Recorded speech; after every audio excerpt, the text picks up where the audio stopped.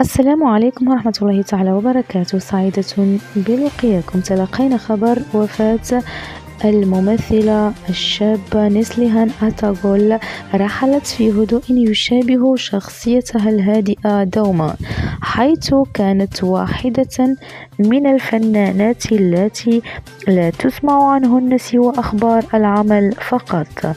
حتى عندما أصيبت بالمرض فضلت الكتمان عن الإعلان عن مرضها، وتعايشت معه إلى أن دخلت المستشفى قبل حوالي 30 يوما بعد تعرضها لوعكة صحية شديدة استدعت نقلها إلى المستشفى، لكن القدر كانت له كلمته لترحل نسليهان أتاغول في شهر رمضان الكريم. اللهم ارحمها واغفر لها وارزقنا وإياكم حسن الخاتمة. إن لله وإن إليه راجعون. أشكركم على حسن المتابعة وإلى اللقاء.